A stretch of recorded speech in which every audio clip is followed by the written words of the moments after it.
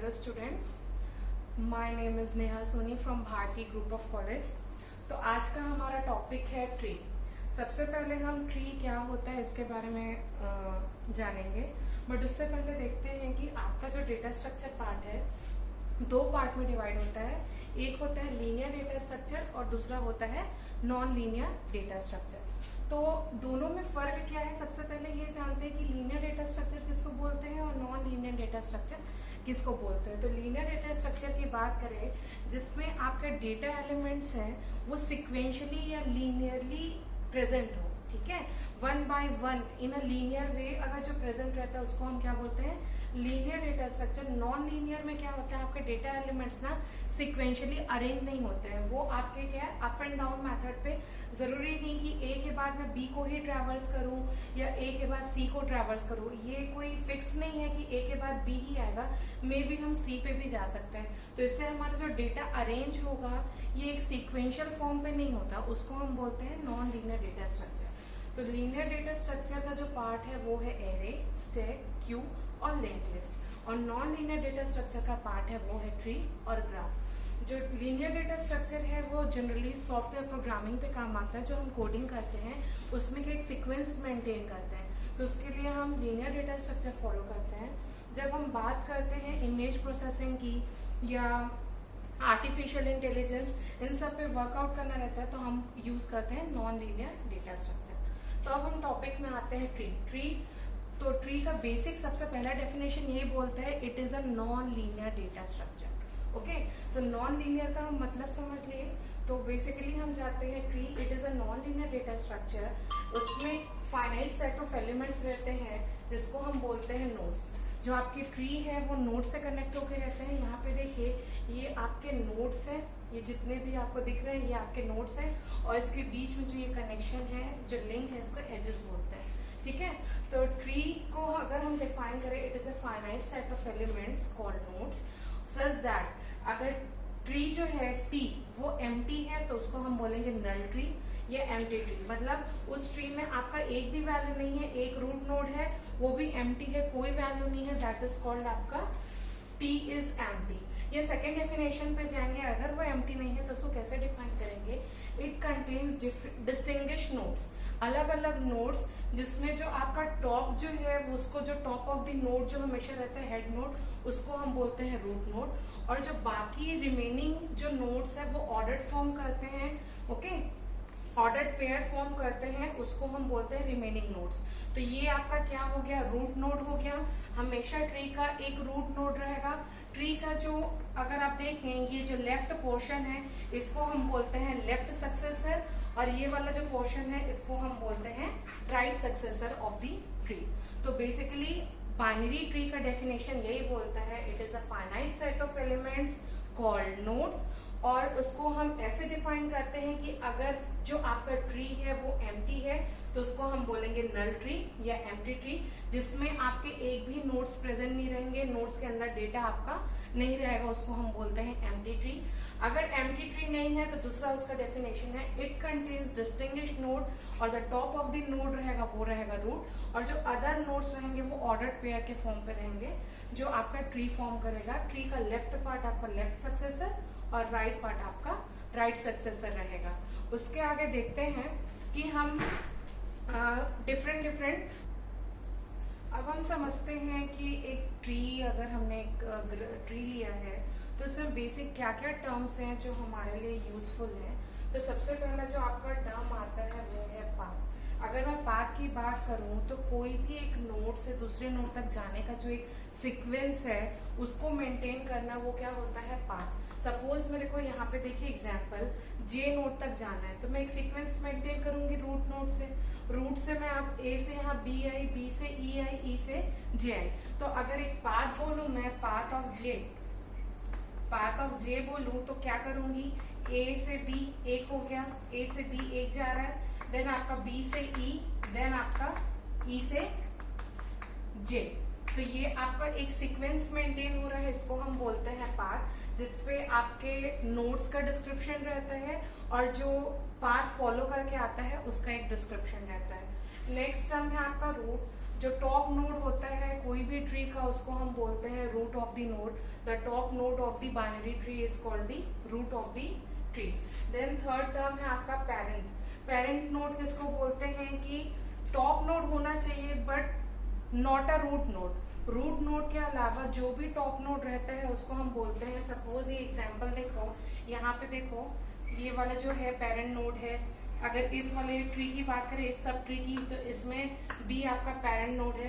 तो इस तरीके से क्या होता है, रूट नोड को छोड़ के जितने भी आपके अपवर्ड डायरेक्शन में जो मेन नोड रहेगा उसको हम बोलेंगे पेरेंट नोड। देन आपका आता है चाइल्ड नोड, जो आपके नोड्स पेरेंट नोड से और जो नीचे की डाउनवर्ड्स की तरफ से जितने नोड्स रहते हैं उसको हम बोलते हैं चाइल्ड नोड। अगर यहाँ पे देखो तो ये H और I चाइल्ड नोड है, B के लिए D और E चाइल्ड नोड है, A तो आपका रूट नोड है। रूट नोड को पेरेंट नोड में कभी इन्वॉल्व नहीं करेंगे। रूट नोड के अलावा जितने भी नोड्स रहेंगे वो आपके पेरेंट नोड में रहेंगे।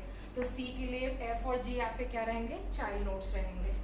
नेक्स्ट है आपका टर्म लीफ। लीफ क्या होता है, ये जो लास्ट नोड है ना जिसके और भी चाइल्ड नोड्स नहीं रहते, ये H देखो, H के फर्दर क्या डिवाइड नहीं हुआ है, ना I आपका फर्दर डिवाइड हुआ है, ना J ना F ना G। तो ये सारे चीजें आपके किस में आएंगी, लीफ नोड्स में। The node which does not have any child node that is called the leaf node. For example H I J F and G। Then आपका टर्म आता है सिबलिंग। सिबलिंग किसको बोलते हैं, एक नोड से आपके ये जो दो पैरेलल नोड्स रहेंगे ना, पैरेलल नोड से जो दो चाइल्ड नोड रहते हैं उसको हम बोलते हैं सिबलिंग। ये फिर नेक्स्ट है आपका सब ट्री। कोई भी एक रूट नोड के अलावा जितने भी ट्री फॉर्म होते हैं उसको हम बोलते हैं सब ट्री। नेक्स्ट टर्म है आपका विजिटिंग। विजिटिंग मतलब क्या होता है कि आप हर एक नोड को एक एक बार विजिट करके जाएंगे। जैसे A से आप B जा रहे हैं, B से आप D जा रहे हैं, H जा रहे हैं, मतलब हर एक नोड की वैल्यू को आप विजिट कर रहे हैं। रूट नोड विजिट किए, देन उसके बाद आप उसके लेफ्ट और राइट चाइल्ड दोनों को विजिट किए।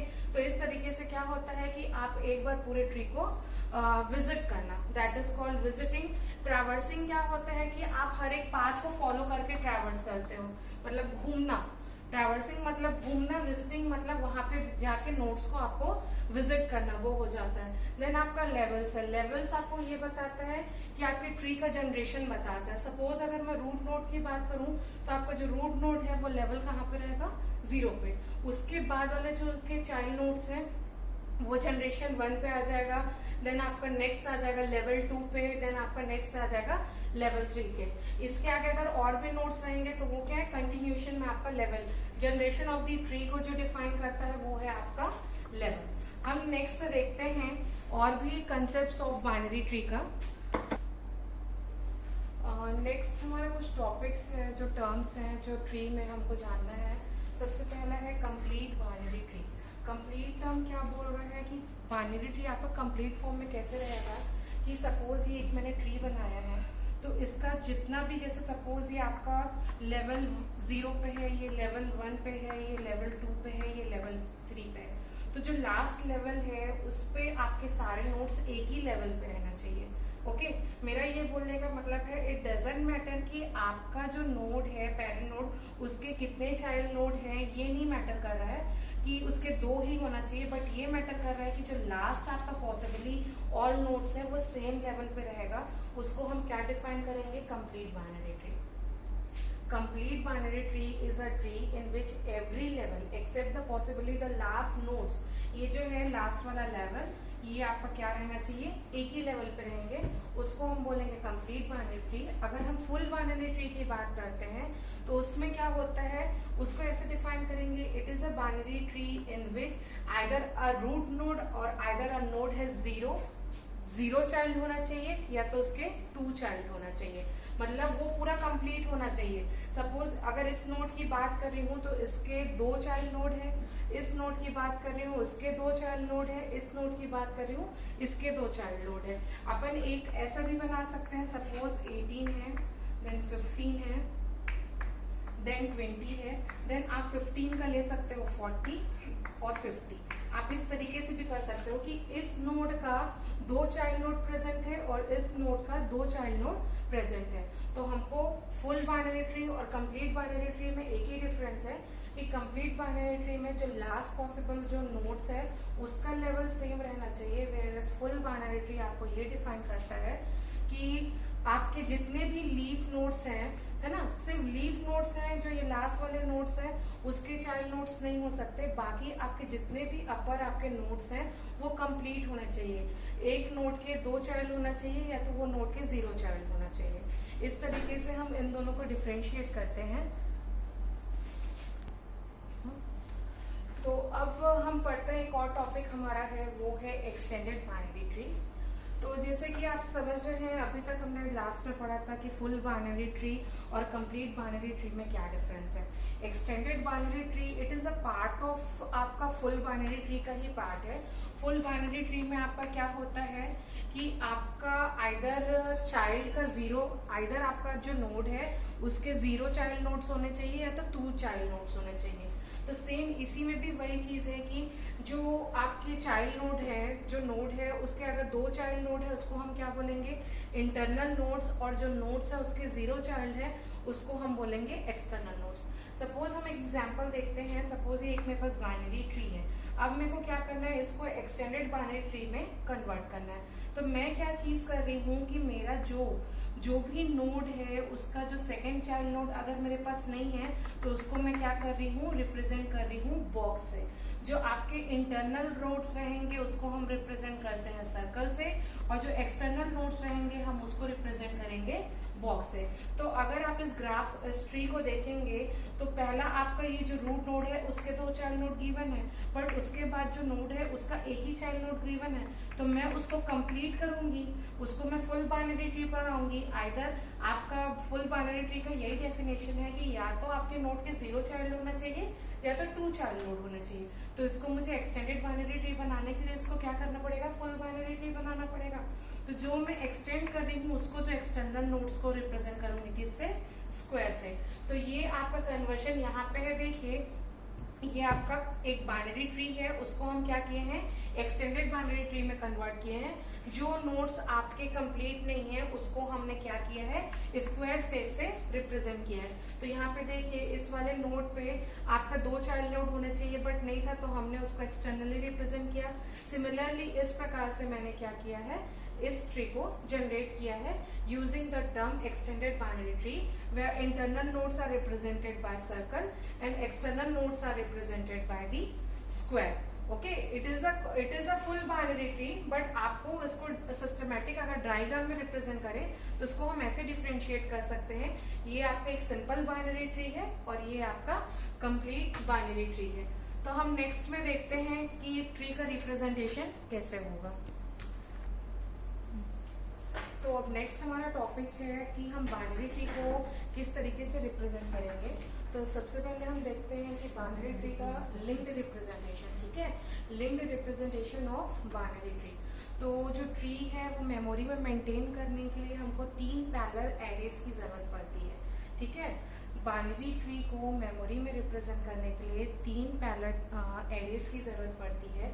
सबसे पहला है आपका इन्फो, जो आपके पूरे नोड्स गिवन रहते हैं ना, सपोज ये बाइनरी ट्री ये पूरे नोड्स, इसका इंफॉर्मेशन के लिए आपको एक एरे लगेगा। दूसरा आपको जो लेफ्ट, जो भी आपका ये ट्री है उसका लेफ्ट पार्ट जो लोकेशन है, उस लेफ्ट पार्ट में जितने भी सब ट्रीज हैं उसके इंफॉर्मेशन को कंटेन करके उसके लोकेशन को कंटेन करने के लिए हमने एक लिया है एरे, उसका नाम है लेफ्ट। और तीसरा है आपका राइट, जो आपके right side of the tree का जितना भी लोकेशन है नोड्स का उसको मेंटेन करने के लिए हम 3 पैरेलल एरेज ले रहे हैं, दैट इज इन्फो, लेफ्ट और राइट। हम एक और पॉइंटर वेरिएबल ले रहे हैं दैट इज रूट, जो आपके रूट ऑफ दी ट्री को पॉइंट करेगा। तो ये आपका रूट है जो पॉइंटर वेरिएबल है। तो इस तरीके से हम बाइनरी ट्री को रिप्रेजेंट करने के लिए 3 पैरेलल एरेज यूज करें, इन्फो, लेफ्ट, राइट। के आपका नोड का वैल्यू है जिससे आपको पता चलेगा, सपोज ए है तो रूट है, तो रूट में आपका कौन सा इन्फो है, ए है। तो इस तरीके से आप के को यूज करेंगे। तो सपोज मेरे पास एक सिंपल बाइनरी ट्री यहाँ पे दिया हुआ है, एग्जांपल पे देखिए ये सिंपल एक बाइनरी ट्री है, इसका मैं क्या कर रही हूँ, लिंक्ड रिप्रेजेंटेशन निकाल रही हूँ। तो ये आपका क्या है, रूट नोड है, ये आपका एक पॉइंटर वेरिएबल है जो रूट को आपको क्या करेगा, पॉइंट करेगा। तो ये आपका पॉइंट कर रहा है रूट ए। अब देखिए ए के लेफ्ट में कौन सा नोड है, लेफ्ट चाइल्ड उसका बी है और राइट चाइल्ड आपका उसका सी है। तो ए का देखो ये लेफ्ट पॉइंटर जो कंटेन करके रखा है बी को, और उसका जो राइट पार्ट है वो कहाँ पे जा रहा है, सी को। और उसके बाद देखिए बी का आपका जो लेफ्ट पार्ट है डी है और राइट चाइल्ड आपका ई है। तो ये बी का आपका लेफ्ट पार्ट है डी और राइट चाइल्ड है आपका क्या है, ई है। इस चीज पे गौर करिए कि डी जो है वो अब डी पे आते हैं तो डी पे और भी फर्दर चाइल्ड नोड्स नहीं है, डी का और चाइल्ड नोड्स नहीं है, तो वो उसके लेफ्ट और राइट पॉइंटर में क्या वैल्यू रहेगी, नल वैल्यू कंटेन करके रखेगा। इसके आगे वो किसी को एड्रेस नहीं कर रहा है करके इसमें क्या रहेगा आपका, नल वैल्यू कंटेन करके रखेगा। अब हम आते हैं ई पे। ई का जो लेफ्ट चाइल्ड है वो आपका एफ कंटेन करके रखा है, बट उसका राइट चाइल्ड पे एक भी वैल्यू नहीं है, तो हम क्या करेंगे यहाँ पे नल पॉइंटर देंगे, ताकि और आगे किसको इंडिकेट कर रहा है, यहाँ पे कोई भी वैल्यू होल्ड नहीं है, मतलब ये नल पॉइंटर है। देन आप राइट चाइल्ड पे, राइट पार्ट पे आइए ट्री के। सी है, सी का लेफ्ट चाइल्ड जी है और राइट चाइल्ड एच है। अब जी पे आते हैं, जी पे ना लेफ्ट चाइल्ड है ना राइट चाइल्ड है, तो आपकी दोनों वैल्यूज क्या है, नल कंटेन करके रखेगी। एच पे आपका लेफ्ट और चाइल्ड दोनों है और जे पे फिर आपका लेफ्ट वैल्यू है, राइट नहीं है, तो राइट पे आपका नल वैल्यू। के में दोनों वैल्यू नहीं है तो आपका वो भी नल वैल्यू कंटेन करके रखेगा। तो इस तरीके से हम बाइनरी ट्री को लिंक्ड रिप्रेजेंटेशन में इस तरीके से कर सकते हैं। ये आपका सिंपल बाइनरी ट्री है, उसको हमने लिंक्ड रिप्रेजेंटेशन में ऐसे रिप्रेजेंट किया है। इसमें तीन आपका जो मेन काम है वो तीन एरे होल्ड कर रहे हैं, इंफॉर्मेशन राइट और लेफ्ट, और एक आपका पॉइंटर वेरिएबल है रूट। तो आई होप आपको ओवरऑल ट्री का बेसिक डिस्क्रिप्शन समझ में आया होगा कि ट्री किसको बोलते हैं, बाइनरी ट्री का कंसेप्ट क्या होता है। उसके बाद उसमें जो बेसिक टर्मिनोलॉजी हमने यूज किया, जैसे पाथ हो गया, लीफ नोड हो गया, पेरेंट नोड हो गया, उसको कैसे डिस्क्राइब करेंगे। देन हम कुछ और कंसेप्ट है, complete binary tree, extended binary tree, full binary tree किसको बोलते हैं, और नेक्स्ट है आपका ये लिंक्ड रिप्रेजेंटेशन। हम नेक्स्ट क्लास में पढ़ेंगे tree traversal algorithm. I hope you understand all this. Thank you.